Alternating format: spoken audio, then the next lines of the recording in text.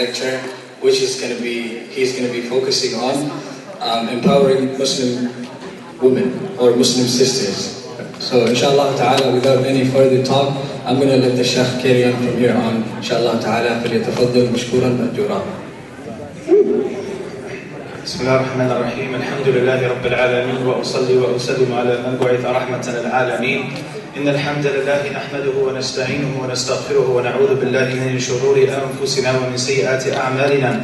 من يهده الله فلا مضل له ومن يضلل فلا هادي له. وأشهد أن لا إله إلا الله وحده لا شريك له وأشهد أن محمدا عبده ورسوله. وأما بعد, inshallah ta'ala, we will engage on another topic that has to do with the theme, وَلَيْسَ الذَّكَرُ كَالْأُنْثَى, that the male is not like the female, right?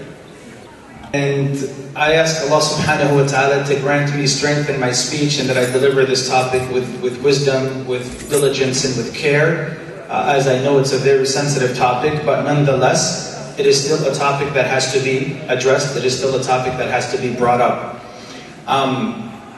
Although I feel like I'm reiterating something that I've said before, and although I'm being repetitive, I think it's important because it's not heard enough and it's not discussed enough. Look, homie, if you're sitting by someone and you're going to be talking, real talk, I don't appreciate that. I find like that's really disrespectful. Like that really bothers me. I know you're not used to being talked like that, but that's not cool, man. Like, I'd rather be with my family back home, right? You know? Or you feel me? So, going back to what I was talking about is the topic at hand, right? This concept, this idea of, what I wanted to reiterate is political correctness is all about worrying about your feelings.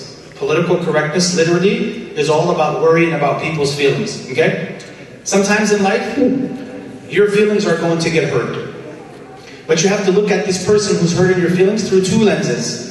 Is this person hurting your feelings because they have a problem with you? They have beef with you? They have an issue with you? Or is it that they said something and in the process of saying that, they hurt your feelings? Does that make sense? In other words, if you feel when you're listening to something or something is being said to you or told to you, really ask yourself, is this person hurting my feelings because they want to hurt my feelings? Or are my feelings being hurt in the process? But hurting my feelings is not necessarily the gharad, or it's not the objective. Does that make sense? So in other words, today, in our day, not today, right now, you might hear a lot of things throughout your lifetime that are going to hurt your feelings. Your feelings are going to get hurt.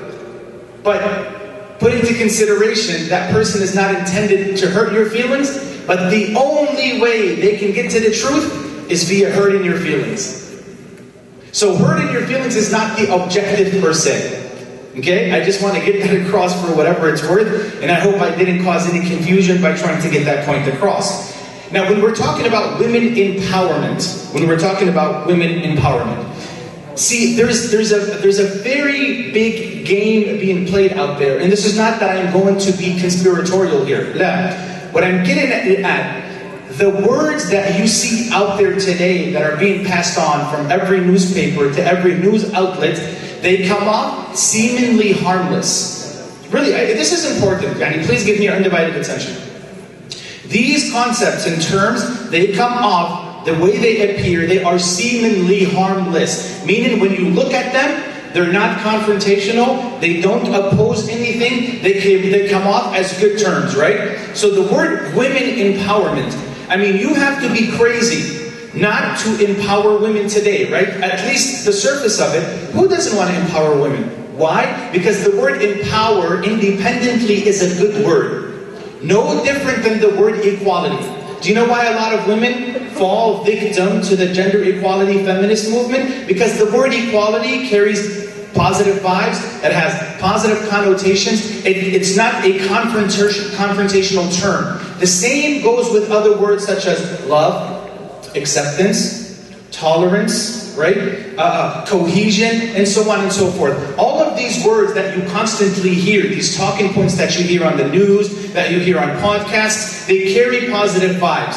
The problem is with us young, impressionable Muslims, when we hear these words, we don't bother to verify or to check the veracity of what these words entail and imply. So we take them in without realizing until it's a little bit too late. Right? You take the word, you're like, oh, this is a good word. Islam is the last religion, so these two must be compatible. Women empowerment, Islam gives Muslim women rights, so Islam must adopt feminism and gender equality and so on and so forth. What I'm saying is people, they take these concepts in without giving them any thought, without critically thinking about them. I'm going to put a quick bracket. If there's something that I urge all of you to do, young or old, small, big, tall, try to pride yourself on critically thinking. Try to be a person who critically thinks and analyzes things. Don't be like a mockingbird. You hear it, it sounds good, and then you start repeating it. Try to be a critical thinker, especially in the world today. Because our society, literally, the bulk of it is based on deceiving people. And the only way a lot of these things can be passed, and a lot of these things can keep going, is by deceiving people, duping people, and taking advantage of people who cannot critically think. Your job, especially as a parent, is to try to see through the crevices and to try to see through the cracks so your kids are not being taken advantage of. That's number one. Point number two is that our understanding is twofold. Right? When you think of the word empowerment, what immediately comes to mind? For me at least, when the word empower comes to mind for women, the one thing that comes to my mind is gathering, gaining, adding additions, more school, more social status, a better income, a bigger house, right? Access to more spaces and access to more places. In other words, when you think of empowering women, it's always about gathering and acquiring more of something. Am I wrong or is this correct? Is this what comes to your mind too? Anybody shares a different opinion, let me know. What's the first thing that comes to your mind when you think of women empowerment? Is it something different than what I said? It's basically about giving more, right? Let me ask you this. When you think of women empowerment, does opting out of something, does that come to mind? Praying and staying away and opting out and choosing not to get involved in that women empowerment, whatever that concept is. Does that fall under women empowerment? What I'm getting at here is that we as Muslims, right? Sometimes women can be empowered by gaining, acquiring, and gathering something, but they can also be empowered by opting out of something. This here, the opting out, is unfortunately not part of the Muslim contemporary discourse in America today. And this is why I believe many of us, unknowingly and not voluntarily, we are adding to the destruction of some of our women folk. Because the contemporary discourse, all of it revolves around getting more education, getting a better job, getting a better house, getting a nicer car, being independent from your husband. You don't have to worry about him, and the list goes on and on. But who's teaching our Muslim women folk today that an integral part, Islamically speaking, of women empowerment is to say, Ma'ad Allah, innahu Rabbi ahsana mathwaya. When are we going to teach our women that part of being empowered in the face of the tides is for you to swim against the tides? All of the women are swimming that way. Your job as an empowered Muslim woman is for you to swim the opposite direction. But again, are our women being taught this? They are not being taught this. Because again, when you think of empowerment, it's getting something, getting more of something, acquiring more, moving up. But sometimes it's taking a step back and saying, you know what? No, I don't want to have any part of this. This is the women empowerment that I want to not introduce you all to, but I want you to familiarize yourselves with this kind of women empowerment. Now, what is very scary is this. Is that you're going to have people in this world who are going to come off as people who really, really care about you or care about your well-being. Whether it's women or men alike. Only to find out later that they did not care about you, they've exploited you, they've taken advantage of you, and now who loses at the end? It's you. And this, by the way, the whispers of shaitan were from the time of Adam. They are currently present with us today, and they will continue until Qiyam as-Sa'ah. The whispers of shaitan, the sira' bayn al-haq wal-batil, the fight between truth and falsehood will continue until Judgment Day. A sira' is not going to stop. And that's why I just want to quickly, even though it's not really a part of our discussion, but I just want you all to recount the story of Adam alayhi salam when shaitan came to him. Did he not tell him, قال ما نهاكما ربكما عن هذه الشجرة إلا أن تكونا ملكين أو تكونا من الخالدين. He said, shaitan came to Adam and his wife Hawa, and he said, your Lord only forbade you from eating from this tree because both of you are angels, or because you guys will be eternally here.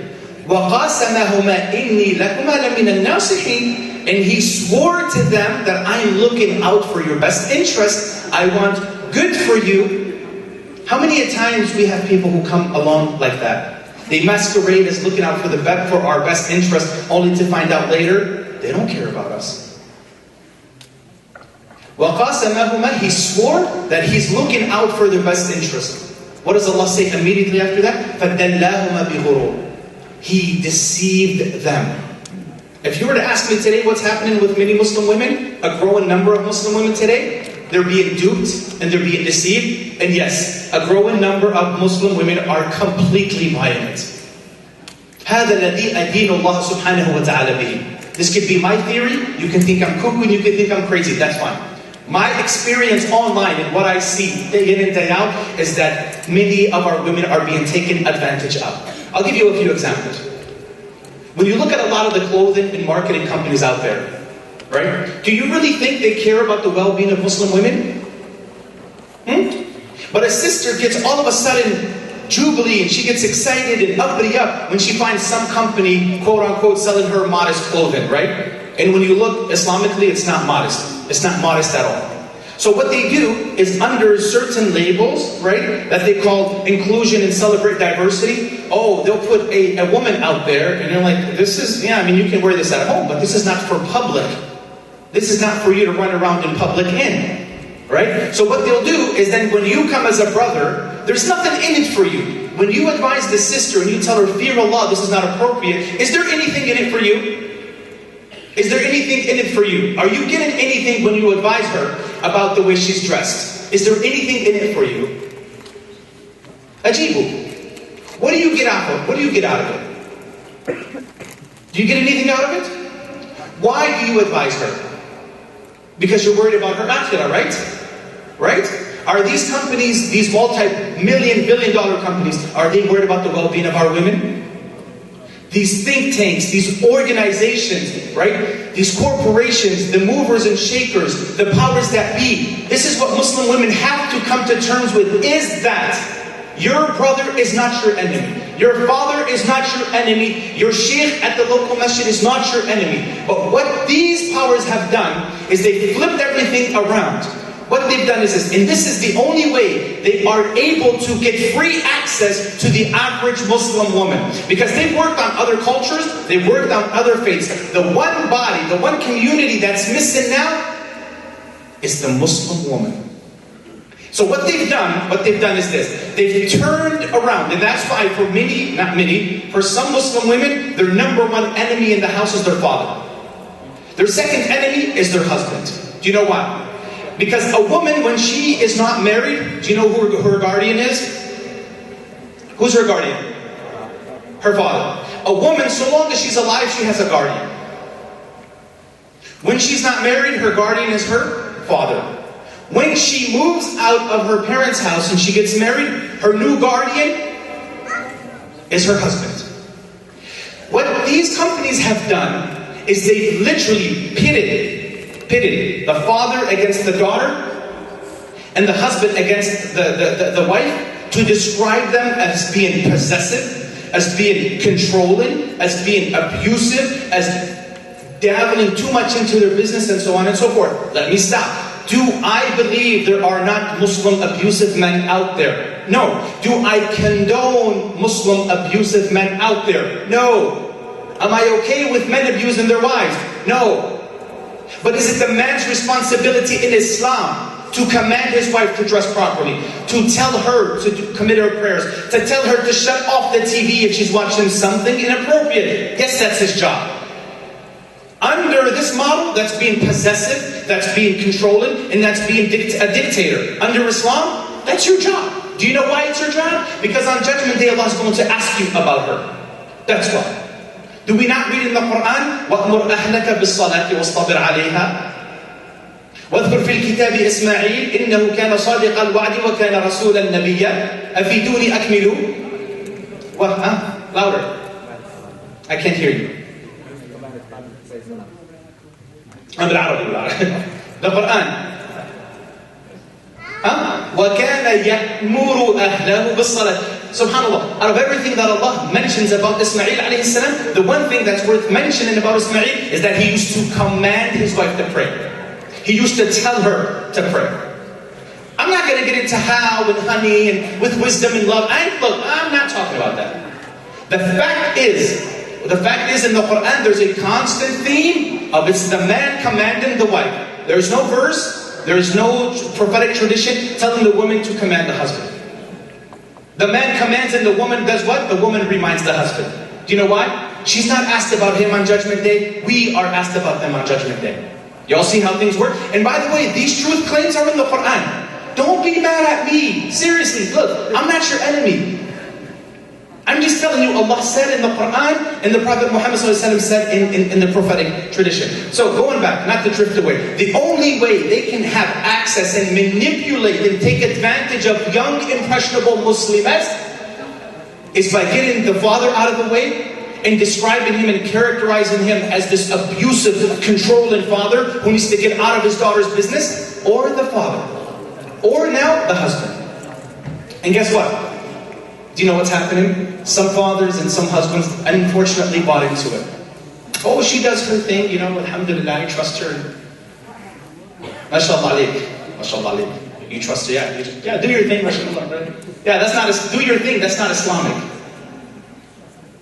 Yeah, don't wake up for Fajr, don't pray, leave however you want. Do your thing, MashaAllah, I'm here to support you.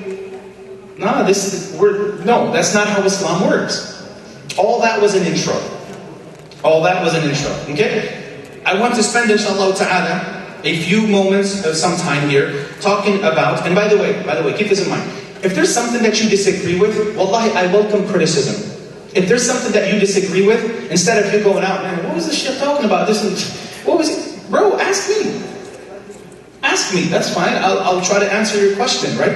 You don't have to leave out of here with a grudge on your shoulder. Ask me, right? Maybe I can clarify it for you. Okay.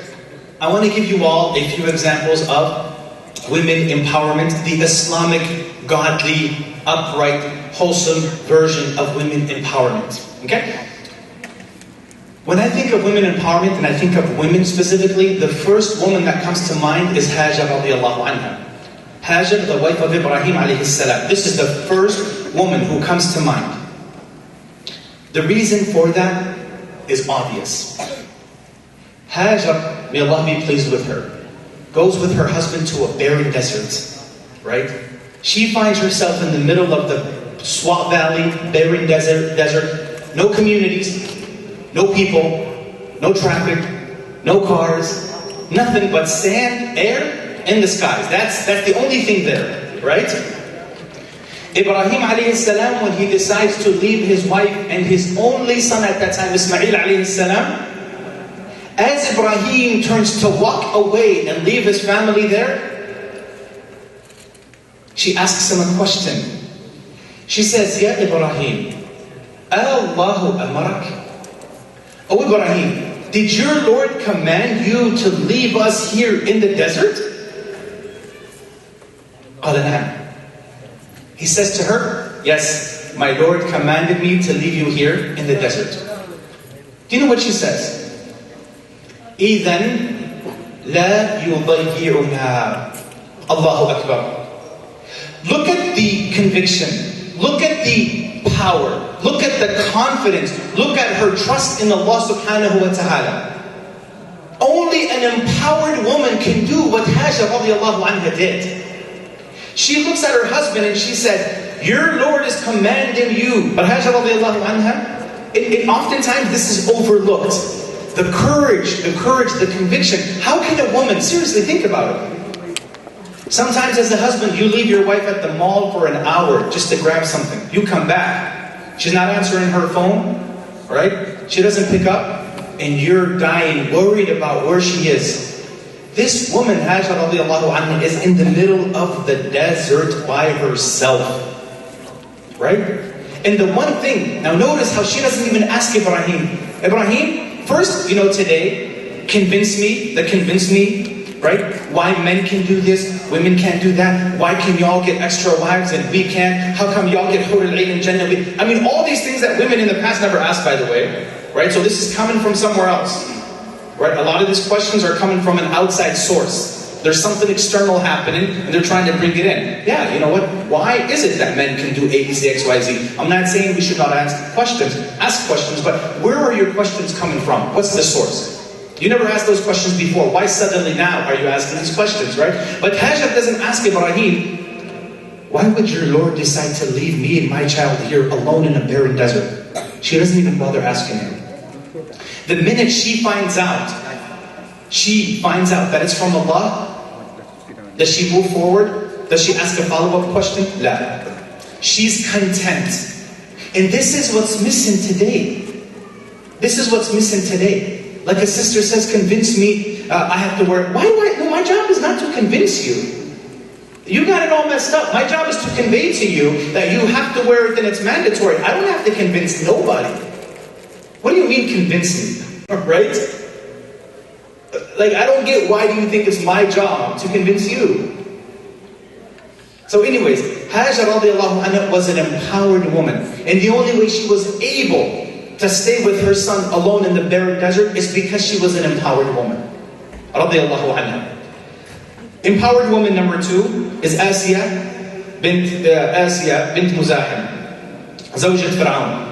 Asiya, Allah subhanahu wa ta'ala talks about 2 women who were full. The Prophet alayhi salatu wasalam in the hadith, he says, لَمْ يَكْتَمِلْ مِنَ النِّسَاءِ إِلَّا مَرْيَمْ بِنْتُ عِمْرَانَ وَآسِيَا بِنْتُ مُزَاحِمٍ زَوْجَةُ فِرْعَوْنَ. These are 2 women the Prophet alayhi salatu wasalam talks about and praises them. Asiya and Maryam radiallahu anhum. Okay? She was tortured when Fir'aun found out that she's not worshiping him and he's not her deity or her God. He decides, يَفْعَلُ فِيهَا الْأَفَاقِيلِ. He tortures her, she's being punished, and the only thing she's saying is La ilaha illallah, and she believes in the message of Fir'aun.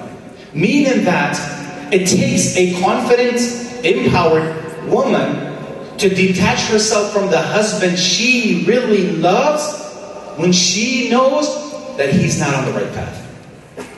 When a woman who loves her husband, but she knows her husband is not on the right path, it takes a lot for her to go in the other direction, not following in the footsteps of her husband. Right? And Allah subhanahu wa ta'ala, He leaves a mathal, I believe it's in Surah Al-Tahrim, the last page, right? وَضَرَبَ اللَّهُ مَثَلًا لِلَّذِينَ آمَنُوا امْرَأَةَ فِرْعَوْنَ إِذْ قَالَتْ رَبِّ ابْنِ لِي عِنْدَكَ بَيْتًا فِي الْجَنَّةِ وَنَجِّنِي مِنْ فِرْعَوْنَ وَعَمَلِهِ وَنَجِّنِي مِنَ الْقَوْمِ الظَّالِمِينَ. Alright? And Allah subhanahu wa ta'ala continues to mention the story of Maryam radiallahu anha as well. Moving to another empowered woman. And these are just quick glimpses so you can all get a different picture. Khadija radiallahu anha. We all know Khadija. She's always described online as the Forbes 500 CEO, business owner, and mashallah, and a lot of sisters, they appeal to that, right? Well, look at what Khadija did. I mean, if we were to honestly examine this claim, Khadija radiallahu anha, what did she do with her money? Did she use it to destroy Islam and get the finer things of life, or did she use it to spread Islam? What did she do? What did she do with her money? Did she use her money to just walk out on the Prophet ﷺ because she can do it on her own? The Prophet ﷺ, when he was married to Khadija, yes, she had money. But she was an honorable woman. And I think what's missing, what no one is talking about when we talk about these things, is that Khadija radiallahu anha, these women in general, were very, very comfortable in their femininity. See, this is what no one is talking about. I'm going to remain calm. This is what no one is talking about. The women that oftentimes are appealed to by some of our contemporary sisters today, may Allah guide them and guide us, Allahumma ameen. They forget to mention that those women they're appealing to were very, very comfortable with their femininity. Being women, being girly-like, being modest, being obedient to your husband, obeying your husband. They were very comfortable with all these concepts. They weren't leaving the house being dazzled and turning eyes. No, stop with all that. She's a CEO of 500. Stop with all that. They didn't have a problem with having kids. They didn't have a problem with nurturing kids. They didn't have a problem with motherhood. They didn't have a problem with cooking. Right? They didn't have a problem with none of that. But you're adamant that, no, I'm following in the footsteps of Khadija. Why is it that we look at that, but we overlook everything else that they were comfortable with? So Khadija radiallahu anha was an empowered woman in the sense that she spent her wealth to promote Islam, not to question and destroy the concepts of Islam. And I think that's where the distinction has to be made. Another point that I want to bring up, Atiyah. Atiyah Nusayba bint Ka'b. Okay? Now this woman, radiallahu anha, do you know what she says? She was an amazing sahabiya, radiallahu anha. She says, غَزَوْتُ مَعَ النَّبِيِّ صَلَّى اللَّهُ عَلَيْهِ وَسَلَّمَ سَبْعَ غَزَوَاتٍ. She says, I went with the Prophet sallallahu alaihi wasallam on 7 expeditions, 7 battles. What did she do though? Did the Prophet sallallahu alaihi wasallam place her here with her armor and her sheath, and she's ready to go toe to toe with the kuffar? That's not what she was doing. Some of this stuff is delusional that you read. Wallahi. Do you know, here's what she said. She says, غزوت مع النبي صلى الله عليه وسلم 7 غزوات. فكنت أخلفهم في متاعهم. وكنت أطبخ لهم الطعام. وكنت أداوي الجرحى والمريض. 4 things she used to do. She didn't go out. The Prophet ﷺ never went out to battle with women, and he staged them the same way the Sahaba were staged. The women, all of them, when they went out with the Prophet ﷺ, they went out not as female foot soldiers. This is in the Hayat. She says, I used to go with the Prophet during these expeditions. The first thing she says is, I used to pay close attention on their garments and on their mata', on their possessions, right? The second thing is, y'all ain't gonna like this. She said, I used to cook food for them. I used to what? I used to cook food for them, right? Yeah, well, no, I know, yeah, see, when a boy's on the fitrah and hears a woman cooking food, his fitrah is telling him that's not bad. But that's becoming like the focal point today, women getting married, I don't have to cook for you. Right? Anyways, she says, I used to cook food for them. And I used to take care of the jarha. I used to take care of the wounded. And I used to heal the sick. Heal meaning she used to tend to their wounds, which is kind of one and the same thing. So this is what women used to do. Which drags me to the next question. Is jihad incumbent upon women? No, jihad is not incumbent upon women. And by the way, I don't want to sound cringy here, right? Because you'll see a lot of these memes online. They have all these things about what jihad is. Oh, jihad is about struggling this, struggling that, struggling this, right? I mean, okay, but to be honest, jihad is also fighting in battle. It's not killing indiscriminately or killing innocent people, but jihad is fighting in battle. Why are we ashamed of that? Y'all call it you guys call it patriotism, we call it jihad. What's the big deal? I mean, what's next? Oh, walking on the beach on a hot sunny day without my what is that called? Lotion? Yeah, what's next? My jihad is, you know what my jihad online is? Reading cringy stuff. That's my jihad. Is coming across cringy stuff like this and still being online. That's my jihad. Right? I mean, really, what's next? Oh, walking on the beach without my sunglasses. That's my jihad. Are you kidding? Kid alive? Are you serious? And you know, we sound like little 5-year-olds. And people, they share this stuff. People seem to love that. It's like the cringiest stuff that really makes rounds out there. Really, I don't know why. Right? Okay, so not to get too carried away. Anyways, she said she used to do all of that. And that's why the Prophet ﷺ, I believe it was Aisha, she said, Ya Rasulullah, inna nara anna al-jihad afdal al-amal. O Messenger of Allah, we see that jihad, fighting in battle, is the best of deeds, right? فَهَلْ لِلنِّسَاءِ jihad? Can women fight in battle in jihad? The Prophet ﷺ says, Na'am. He says, yes. لَكُنَّ جِهَادْ لَا قِتَالَ فِيهِ حَجٌّ مَبْرُورٌ. I don't get it. Why is it that these women are looking for trouble? I mean, the Prophet ﷺ says, لَا يَتَمَنَّ أَحَدُكُمْ لِقَاءَ الْعَدُوِّ وَلَكِنَّكُمْ إِذَا لَقِيتُمُوهُمْ فَاثْبُتُوا وَاصْبِرُوا. I mean, the Prophet is telling the men, do not desire to meet your enemy on the front lines. But if you meet them, be firm and make much remembrance of Allah subhanahu wa ta'ala. What's this? I don't get it. Is it because women are joining the army now that we also have to show the typical Katie, Jennifer, Alicia that, hey, we too have women foot soldiers? What is it? Why is it that every time the kuffar do something, we have to show them a Muslim version of it? Why can't we just say, oh, yeah, no, there's no such thing in Islam? Next question, please. Why can't we be that people? Why? Why do we always have to Islamify everything?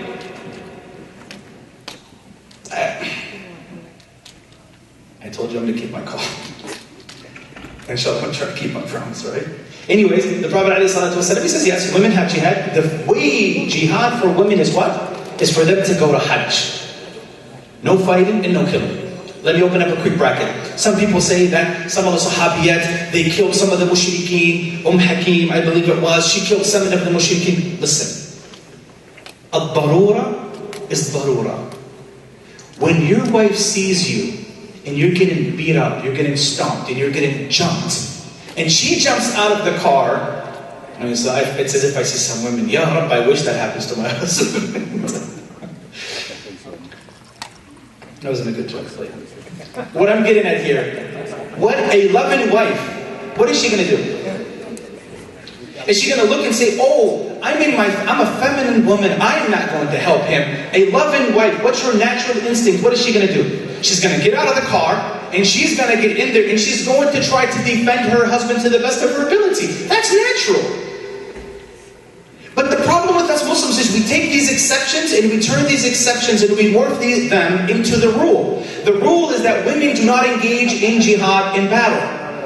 And what any Sahabiya did, she did it out of dire necessity. The same way, if you're getting jumped in front of Walmart, if you're getting jumped at the store, at the park, and your wife is in the car and she sees you, she rushes to your hurry.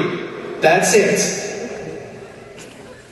And we don't have to be the people. We always have to prove to others how we too got something like that in Islam. No, there is no such thing in Islam. And move on. Why is it that that's not an option for us? Right? Okay.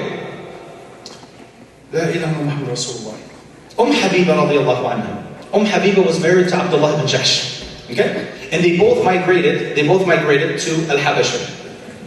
But when Abdullah ibn Jahsh, Ubaydullah ibn Jahsh, when he got there, he left Islam and became a Christian, according to some narrations. Habiba was with him for quite some time.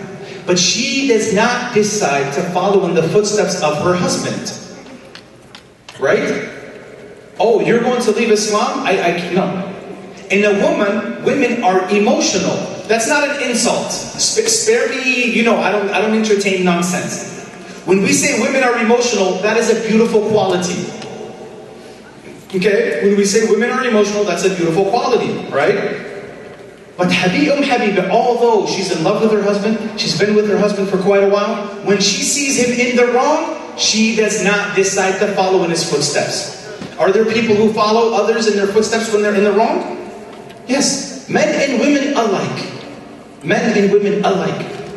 But Habiba decides to stay in Islam and not to follow in the steps of her husband.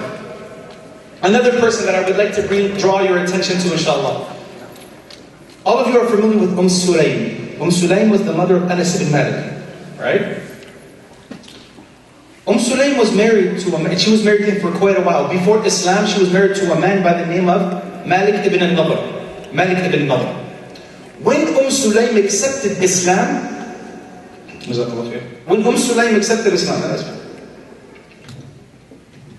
her husband was out and about. He wasn't local. He comes home one day, he sees his wife, and he sees that she's doing something different. She's not the woman that he's used to. She's new. He's in front of someone new right now. He asks her, he says, Asabawti?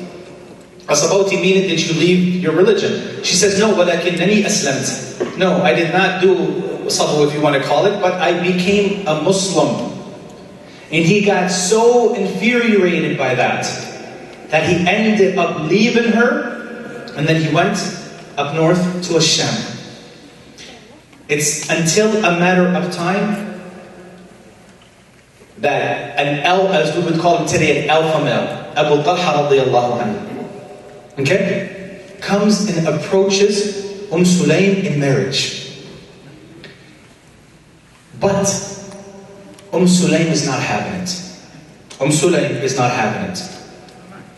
Sulaym tells him, Ya Abu Talha, innaka rajulun la yuraddu mithluk, walakinnaka mushrik. Sulaym, the empowered Sahabiya radiallahu anha, she says, no sane person will turn a man like you down. However, Abu Talha, you're not a believer. Do you know what we have today? We have some Muslim women fighting their fathers, brothers, sheikhs, imams, clerics, everybody, so she can marry the John in her class. So she can marry the Jeff down the hall from her. Not Muslim.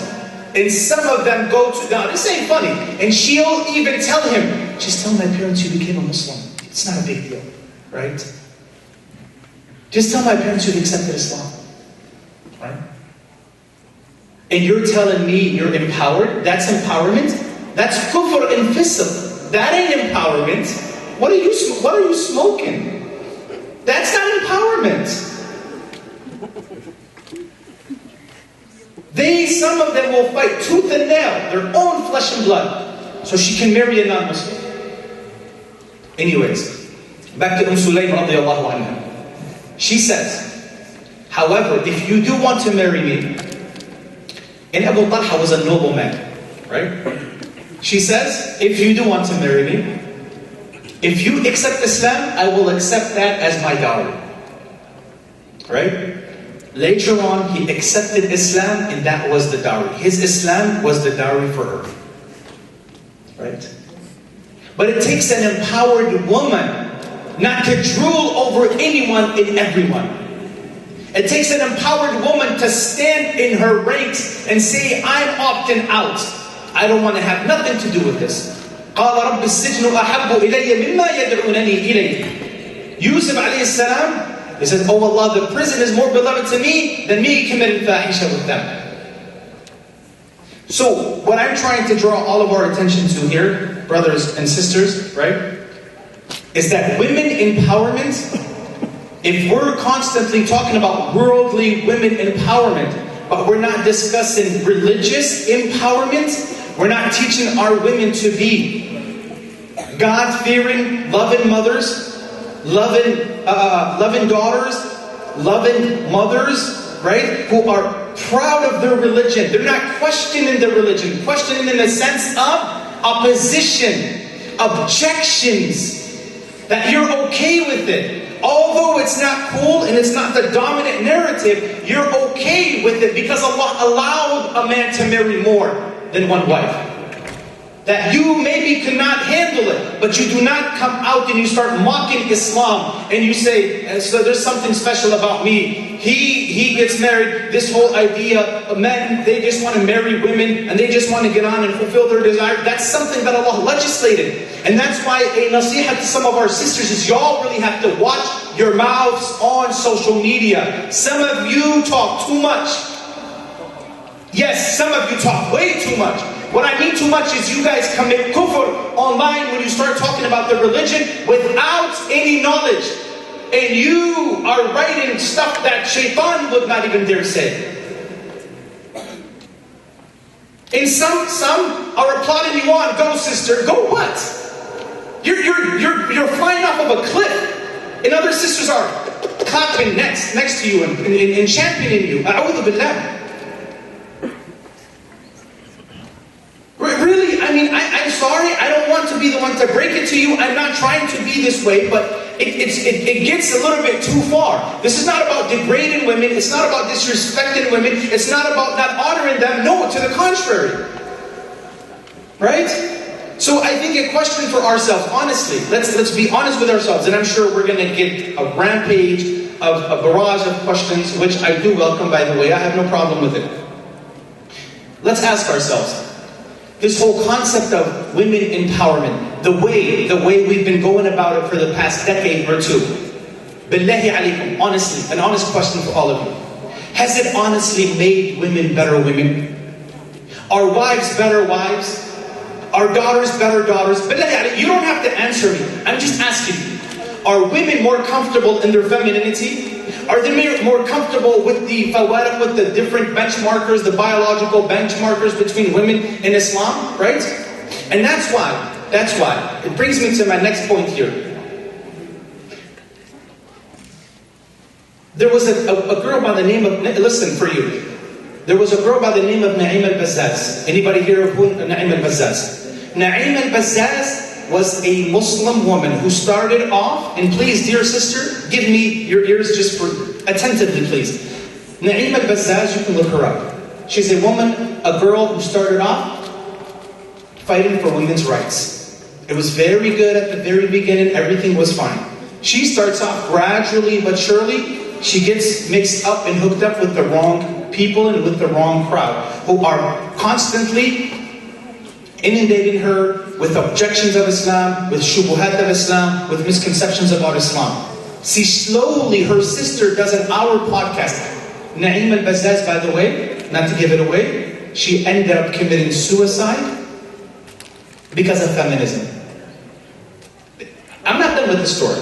Her sister gives an hour-long podcast explaining how her sister went from a typical Muslim sister fighting for the rights of women to gradually fighting with her parents and having problems with her siblings and her parents, to later on she starts asking things about the Prophet ﷺ. Why did he do this? How come he got to marry these women? That's not equal to men. And so she never had that problem though.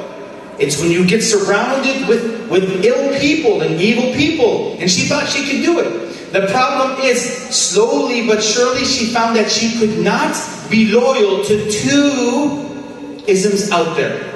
You cannot be loyal to two opposites. Allah says, وَمَا جَعَلَ اللَّهُ لِرَجُلٍ مِّن قَلْبَيْنِ فِي جَوْفِهِ. Meaning that Allah subhanahu wa ta'ala did not place two hearts in your body. It can be two hearts, but it can also be two loyalties. This is how feminism starts off. This is how it starts off. The sister, okay, we want nothing but good for them. Right? There's nothing special about my daughters. I want my daughter to hear this when she grows older as well. Ain't nothing special about me, my daughters, my wife, or family. Right? This is how feminism starts off. The sister, she has Islam on this side. And then she has feminism on this side. As the car is driving and it's going slow, she can hold both. She can hold both. As the car starts to speed up, she has a hard time hanging on to both. In other words, when she gets really deep in this nonsense, and she starts questioning Prophet Muhammad, and she starts questioning ta'addud, she starts questioning Allah, why do men have to do this? Why does a woman have to obey her husband? Well, how come the woman doesn't obey the husband? And I mean, the list goes on. It's it's not questions, it's objections. She starts off, and this is how it starts. She goes. As she starts to get deeper in this stench, the divide starts to happen. It starts to happen, right? She gets to a point where she can no longer hold on to both of them, and remain loyal to both of them. She realizes slowly but surely that I cannot hang on to both. What does she do? She ends up leaving one or the two. And because feminism is the dominant narrative today, a growing number of Muslim women end up holding on to feminism, and that becomes their benchmarker of what should be accepted and what should not be accepted. Okay? I would even go a step further. They hang on so much, but they hang on, and the spread gets so wide that she cannot hang on anymore and ends up literally losing one of her limbs because of how strong it is and how intense of a feeling it is. Look, you can think I'm crazy, but Naeem al-Bassas started off again as a young, average Muslimah, fighting for women's rights. She got so deep, the anxiety was so strong, she could not be loyal to both. And it eats you alive to know that feminism is supposed to be this good, amazing thing to protect and give women their rights. And Islam is supposed to be Allah's last religion on earth. But you realize that you cannot harmonize between the two? That's going to cause a great deal of anxiety. And that's why I'm telling you, young sisters, you all have no idea what you're playing with. Wallahi, wallahi, wallahi. You have no idea what many of you are playing with. And this is a message for the young sisters. Y'all have no idea what you're getting into. And that's why I'm not implicit about feminism. I'm not implicit at all. For me, I find it to be this ferocious bear that's attacking us, and I'm trying to fight with whatever I can. Some other public figures are doing like this to the bear. It's okay, just be nice, tap him on the back, I'm sure he'll go away. Nah, hell no.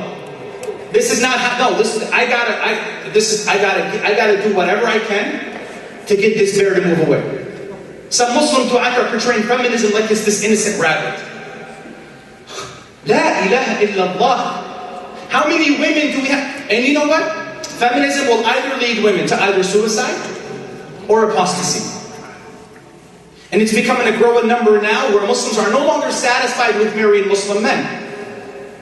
Right? And I'm going to say this for the record. Some Muslim women have gobbled this feminism so much that for her, a healthy Muslim man is the most toxic man. Does that make sense? You guys get that or no? They've gobbled this feminism down so much of no one tells me what to do, you admire me from afar, I can do it on my own, I'm independent, I have my own agency, nobody tells me what to do, blah blah blah blah, blase. She realizes that she cannot live with someone telling her, don't leave like that, that's not appropriate, I don't want you watching that. I don't want you leaving like that from the house. I don't want you befriending this woman, I think she's toxic, I don't want her in our house anymore, please. You have women, this independent concept, they're so over-consumed with it that they cannot, the only person they can actually live with is with the non-Muslim who's okay with her going wherever she wants, however she wants, and doing whatever she wants. And that's why some of these Muslim women end up marrying non-Muslim men. Because they know the only way they're going to live with that person in harmony is by living with someone who's going to allow them to do whatever it is they want. And a religious Muslim man is not having it. And I don't subscribe to the, Muslim women are marrying non-Muslim men because non-Muslim men are so much more caring and they're so much more loving. You're living in a perpetual state of zina. Are you okay? Your children are children of zina. You meet Allah as an adulterous woman when you marry a non-Muslim. Why aren't these conventions telling our sisters this? These national conventions, why are they not reminding our sisters this? Why aren't they telling our sisters this? And it's growing. And this is how things get out of hand. Is when everybody remains quiet, no one speaks, no one wants to be controversial, and this is how stuff gets out of hand. And of course, Sousi has to come and portray himself like this crazy monster who just hates women and he doesn't love women, and it's far from that. It's far from that.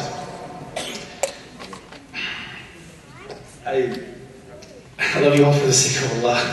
It wasn't supposed to see. This is what happens. This is what happens. This is what happens.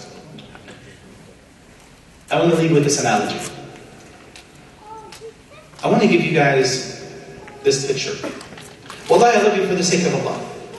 I genuinely love all of you for the sake of Allah. And I want nothing but the best for you. Wallahi.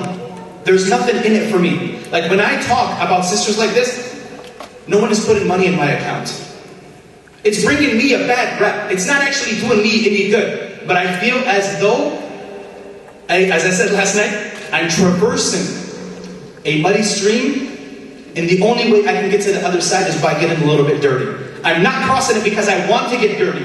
I'm not crossing it because I find pleasure in getting dirty, but I feel the only way I can get to the other side is by getting a little bit dirty. Unfortunately. I want to leave by this. When you're listening to a Muslim speaker, you can leave with so many criticisms. The delivery, the approach, you can use a lot of excuses, right? To refute the person or to completely silence them or dismiss any of their criticisms, valid they are or not. But when you're doing something on your own and you feel like you're one of the very few carrying it, you're going to make mistakes in the process. Okay? I'll give you an analogy. Let's assume we wanted you to carry that book right there, that case right there with all the Qur'ans in it. Let's assume it weighs about 150, 200 pounds. It's probably not a good idea for you to lift it alone, right? Something like that would probably need 2 people at least, right? Okay? Let's assume you're carrying something heavy, right? Something that's 300, 400 pounds. Let's assume you're carrying it on your own. When you're carrying it on your own, you're going to falter. Your position is not going to be good.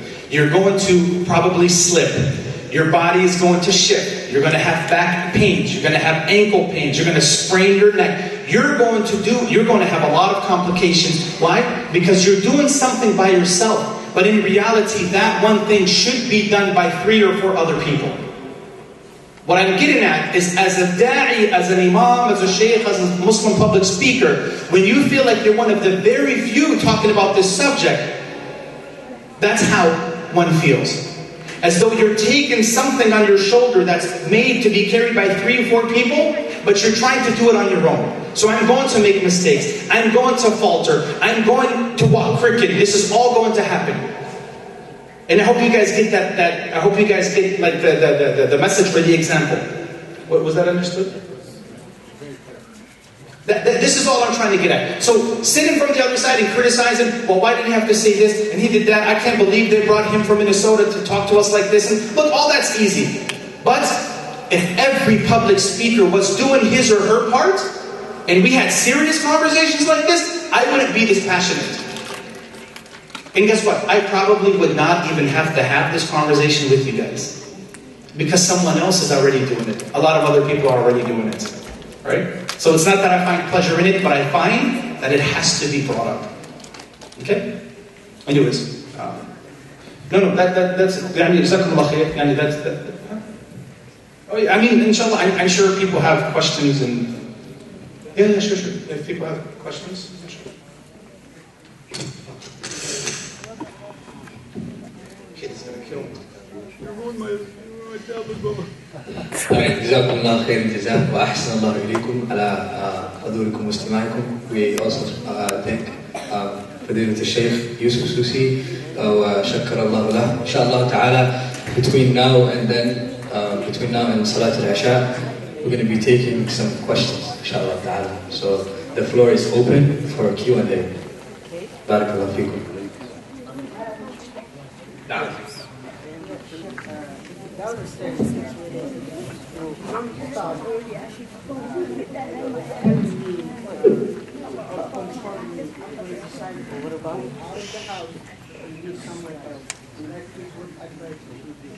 A very good question.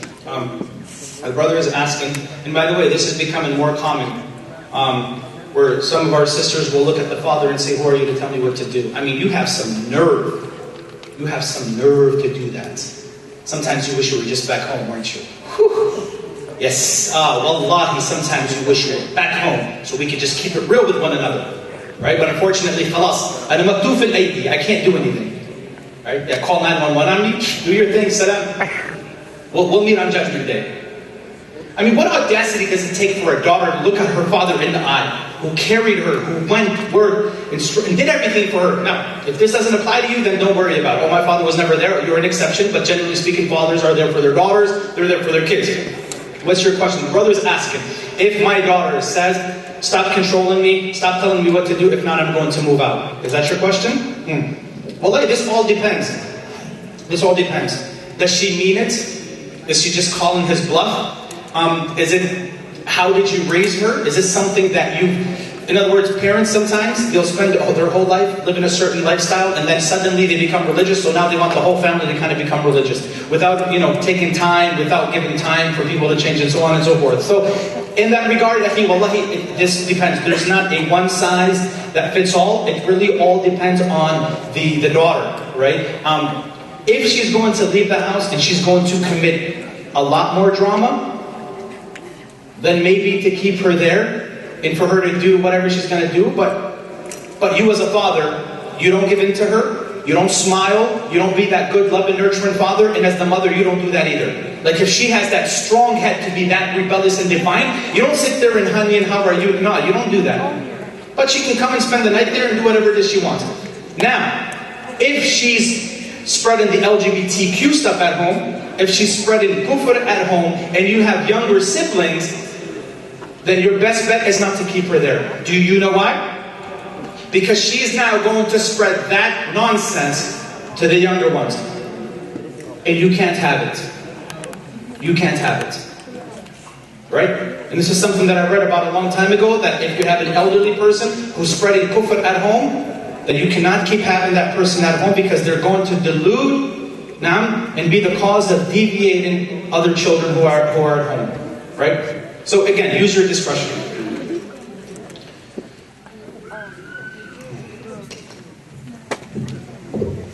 Now, by the way, the girls are also in it too. In this, the sisters can also participate in this Q&A series. There's a microphone coming down your way, so if you have a question for the Sheikh, you guys can use that microphone, inshallah. Anyone else?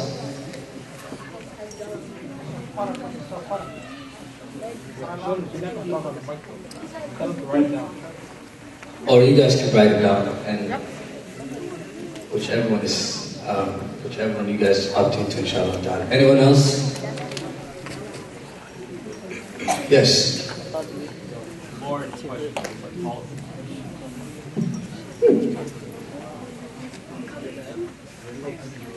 I'm sorry? Politics.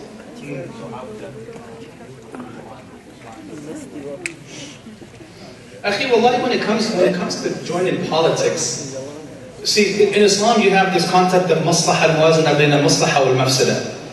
Right? You look at what benefits you can possibly, right, conceivably secure, and what mafsadas you can ward off. The general rule is al-mafsada tuqaddam ala al-maslaha, right? Dar' al-mafsada tuqaddam ala jalb al-maslaha. The general rule of thumb is that to put away and to ward off the evil is better than securing a good deed. Does that make sense? Okay, so, but I'm sure here I'm not going to change anyone's mind. That's why, if you guys noticed, I rarely talk about politics. Because I know I'm not going to change your mind. For those of you who are really heavy and set in politics, I know I'm not going to change your mind. But one thing for us to seriously consider, before we get all uppity up and excited about a young man or a young woman being elected, let us honestly ask ourselves, do we really know what they're getting themselves into? And this is what I think a lot of people are not really seeing the severity of what's going on in the political world. They get uppity up and excited. I don't know, is it popularity or our tribe made it to, I don't know what it is. But I think before we get all uppity up and excited, we really have to ask ourselves, like, you got a young 19, 20, 22-year-old joining politics.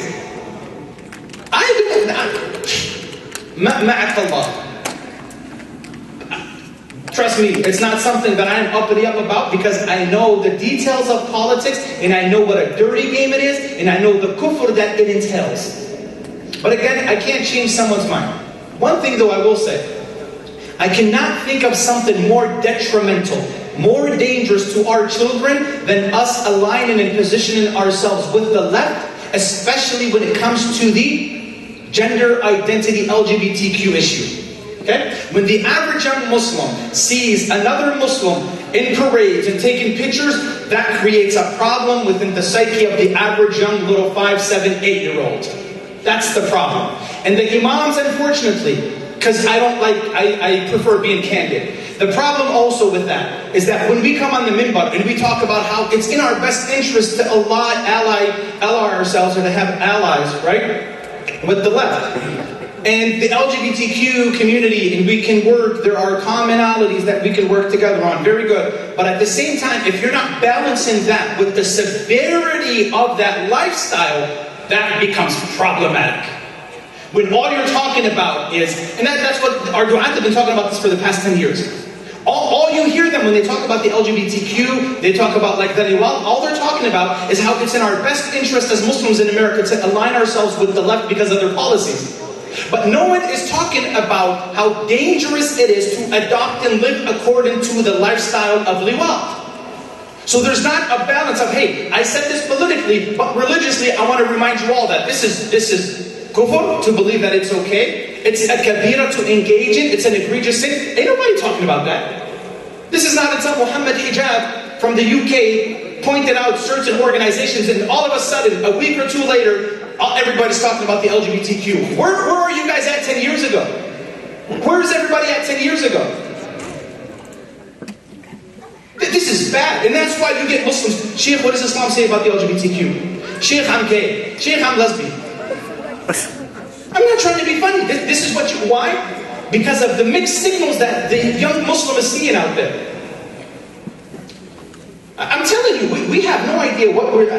I don't want to sound pessimistic. I don't want to sound negative. But these are just the rotten fruits that we're dealing with. It really is. And sometimes to opt out is an option. Sometimes to opt out is an option. Sometimes to say, I want to have nothing to do with this. تبرئة لديني وذمتي هذا أولى وأسلم أمام الله. Why don't we feel like, hey, you know what? I have nothing to do with this man. Salam. That's an option. تفضل. حياك الله. اسكوا وراك يعني. الحمد لله or haha or both. تفضل. This feminism is going to lead to lesbian because she hates. Oh, without a doubt. Majority of this. Oh, for sure. That's one thing they give the woman's right. But all behind this is Islam and Here, let me see. The brother asked a very good question, right? Now I sound like Zakir Naik, right?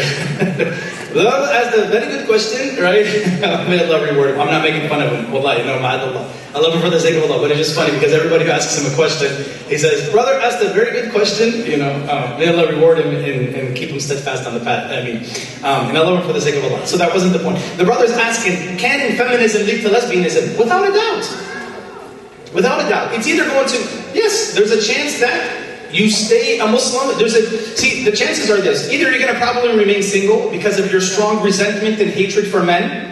That's one possibility. The other possibility is that you hate men so much that you become a lesbian. And I've seen this with my own eyes, where some women just did not have a good experience in terms of their father, in terms of their mother, in terms of their ex, so they decide to become lesbians, right? And then they open up their own masjid, right? They open up their own masjid, right? Isn't that funny? Yeah. So it leads to lesbianism, or it can lead to apostasy, and yes, it can lead to it can also lead to suicide, as I mentioned earlier. So yes, and that's why even today, to just praise men for all the contributions that they bring to the table in society, for some women, that's enabling abuse. This is just how they are. Some of them. To just mention, the mere mention of men's contributions in society, what they do in the sewers, how they're laying bricks, listen, let me tell you something. You got these mini men, I see them on the job sites even when it's 20 below. The house is built by men, from the very bottom until the very top. Everything is done by men. The trusses, the roofing, the everything, right? And this is of kufran, by extension, this is a form of kufran al-ashiyah. You know the Prophet ﷺ, when he was asked, when he says that the majority of the dwellers of hell are women, do you know why? يَكْثُرْنَ اللَّعْنَ وَيَكْفُرْنَ الْعَشْيَةِ يُحْسِنْ إِلَيْهَا الدَّهْرَ كُلَّهُ ثُمَّ إِذَا أَسَاءَ قَالَتْ What's going on? Is there time up or what?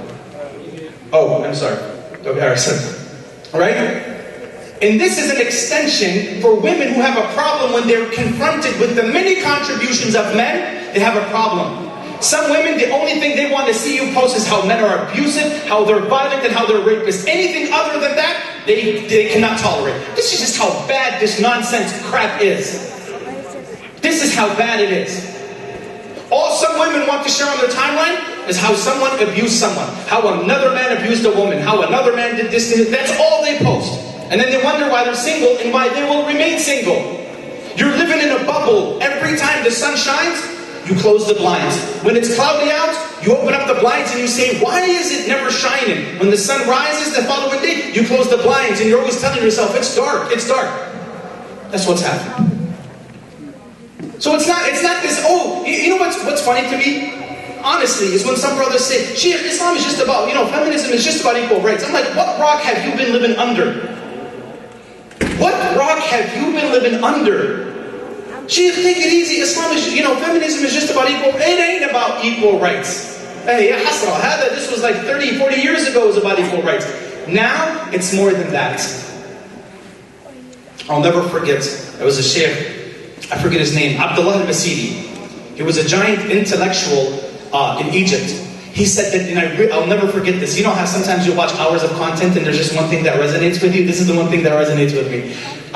He said, the definition of feminism is not equal rights with men. And I was really intrigued. I wanted to kind of get what his definition for feminism is. He says, النسوية هي التمركز حول الأنثى. هي صدقة والله. Wallahi, that is so true. He said, النسوية هي التمركز حول الأنثى. Feminism, he said, it's not about equal rights or seeking equal rights with men. He said, feminism is the centrality around the rights of women. It's about the benefit of the woman. In other words, the woman is central, and feminism is all about her. It's not about living amicably with other people. It's about her. And this is why we get what we get today. So I'm not going to sit here in front and say, oh, it's about equal rights. No, no, it ain't about that. No. Jazakallah khair, wa ahsanallahu ilayk. Now we're going to shift gears to the sisters. Is there any questions coming from the sister side?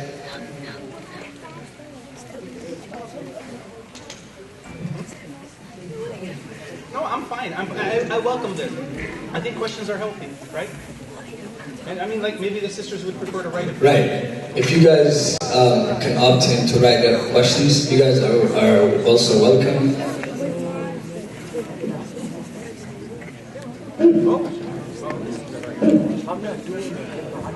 There is a question that has been brought up to me, and the question says, can Muslim women have roles or jobs that require leading or commanding?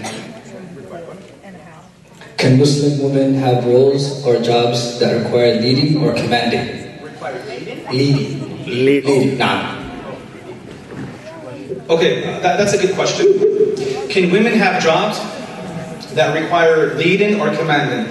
Yes. Yes. For example, in Islam, a woman can be, let me kind of clarify. A woman in Islam, it is permissible for her, min bab al-ibaha, for her to work. In Islam, it's permissible. In terms of just for a woman to work, it's permissible. But all that is dependent on, it's contingent on what environment she's in. How she's carrying herself at her job. Is she leaving the house being dazzled, or is she leaving in her proper hijab the way Allah wants her to be? So, is it permissible for a woman, for example, to be the principal of a school? Yes. It's permissible. There's nothing wrong with that, right?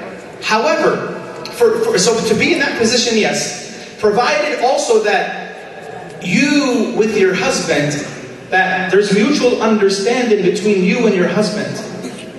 And that you psychologically, mentally know that anything outside of your family is secondary, that your husband and your children are first. That's important. Not your career is prioritized over your own children, your own family, and your own house.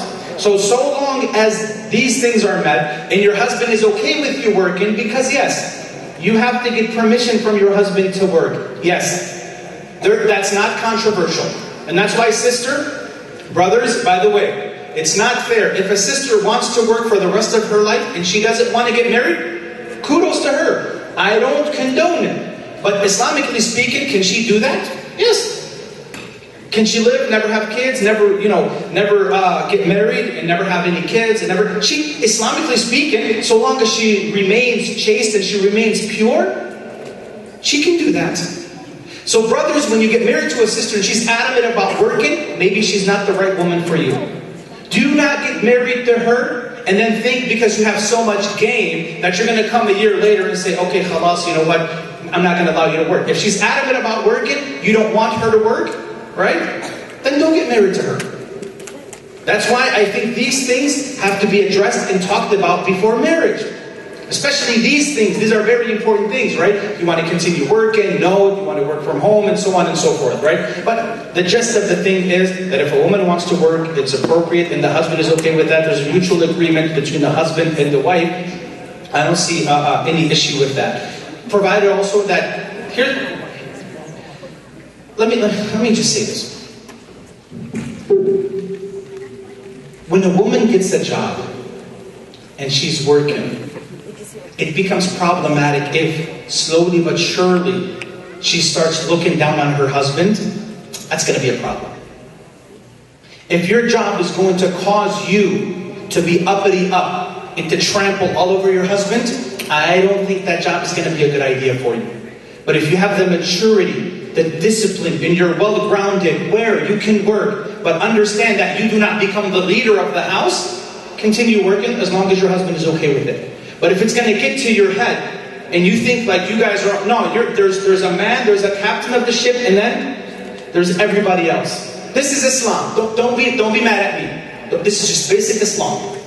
I think that's important. Is that another thing too? And I wrote about this about 2 months ago. I said women have to, working women who have careers, they have to differentiate between being at work and being at home. Being at work, your boss, wherever, they're asking of you to be strong, to be determined, to be firm. Guess what? That's not gonna work when you come home. So you have to juggle between being this career woman at work, being firm, strong, and telling people what to do, and exercising your authority. You cannot come with that same mentality at home and expect to live a happy, loving life. Because the one thing men will not, men generally speaking, I think any man, right, is not going to tolerate being disrespected in his home. I'm not talking about men who don't work, bums collecting, they're not doing jobs, bumming around from work. I'm talking about men. Men who know that they're responsible and they're keeping a job and they're doing their part. Don't talk about my husband, he just collects, EBT from the government. I don't think he qualifies to be a man, honestly, if he doesn't have a legitimate reason. Okay? So, what I'm saying is, it's going to be difficult for you because you have to turn that switch off when you leave from work. And now you're going to come home and you have to now get into your feminine stage, right? Now you have to be that loving, giggly wife. Assalamu alaikum, how was your day? I miss you. You have to some women might not be able to turn that switch on and turn it off. That might cause problems in your marriage, right? So that's why you have to be very, and we have, look, wallahi, I swear I can sit here from now until 5 o'clock in the morning. We can talk about all of this, but it's just one thing brings up another thing. But, so I hope that helps. All right. All right. I think for the sake of time, we're just going to take one last question. I'm okay. Please, if they have questions, let them ask. Please. Look, we're Isha, we can delay Isha. All right, that's fine. Okay, for the sake of time, we're just going to take one more last question, inshallah ta'ala. So, whoever has a question can raise their hand up or write it. I'm sure the sisters don't have questions. This is more pertaining to them more than Sisters, wallahi, as aggressive as I come across, wallahi, I welcome your questions. There's no animosity between us, right? So please, if you have questions, your question might be the open gateway for someone else who's maybe embarrassed or afraid to ask that question. So please, if you do have a question, please, feel free to ask. Just quickly before someone else, yes? No? That's fine, actually that's fine.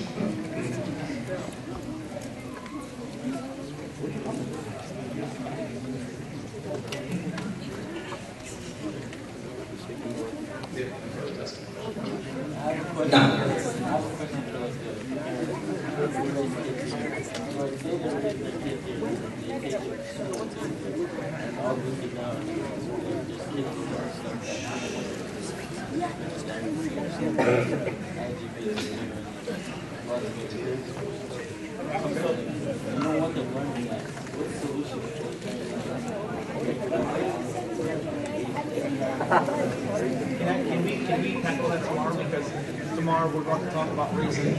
Okay, the brother is asking a question about how parents should deal with their kids in terms of being in the public school and the LGBTQ conundrum, and I'm just telling him that inshallah ta'ala we will touch on that tomorrow. Because tomorrow is going to be raising kids, how to raise boys, how to raise girls, and how there's a world of difference between raising the two. There's overlap, but again, there are certain things that are geared towards women, and there are certain things that are geared towards brothers.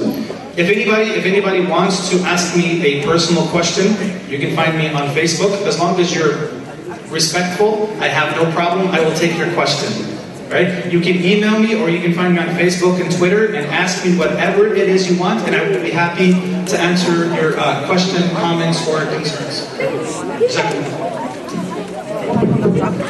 Can we sit down for a second, please? Sit down for a second. Sit down, guys. Sit down for a second. For a second, sit down. Kids, settle. Settle. Guys. Can we just get 2 minutes, 3 minutes, please? Sit down.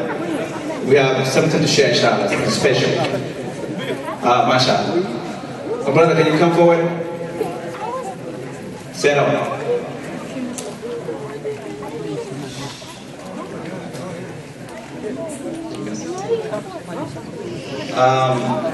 This is Brother Chris. He came to the masjid early today of the Asr, and he wanted to accept Islam. And the guidance that he got was from Allah subhanahu wa ta'ala. He decided himself at his house, without anybody, that he's going to come to the masjid and take the shahada. And he was looking into Islam for 2 months by himself, without anybody. And Allah subhanahu wa ta'ala gave him that hidayah. So I say to myself, in front of this special moment that we have, and to show the power of Allah subhanahu wa ta'ala, that you're going to take the shahada in front of the jama'ah for these lectures. Our Sheikh, inshallah, Yousef Sousi, Allah subhanahu wa ta'ala will honor you with this, inshallah, and He will give you the shahada, inshallah. Jazakallah khair. What's your name? Chris Houston. Okay, repeat after me. You know, Muslims are leaving Islam, and Muslims are being substituted by brothers like this. And it aches me deep inside to see that. Every time you see an ex-Muslim online rambling their mouths about the problems of Islam, you see another post or another video, or you meet someone else who comes knocking willingly at the masjid saying, I want to become a Muslim. Right? Allahumma afal shabab and Allahumma ameen. Chris, repeat after me, inshallah. I bear witness. I bear witness. There is no God. There is no God Worthy of worship. worthy of worship Except Allah. except Allah. And that Muhammad, upon whom be peace, is the last and final messenger. And that And that Muhammad Muhammad is the last and final messenger. is the last and final messenger. You know, we don't have to do the Arabic part, we're just going to do it anyways. Just so you can start practicing on your Arabic, inshallah. Okay? Ashhadu Ashhadu Allah alla ilaha ilaha illallah illallah wa ashhadu wa ashhadu anna Muhammadan anna Muhammadan Rasulullah.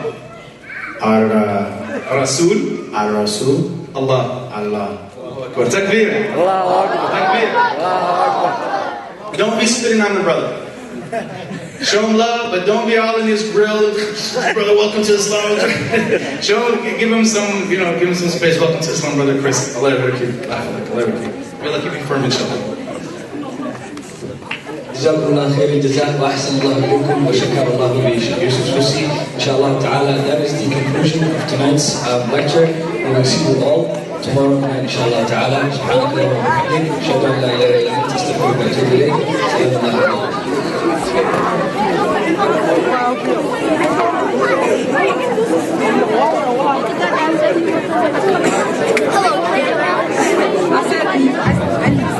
You want to say something? Allahu Akbar, Allahu Akbar. By the socks. Allah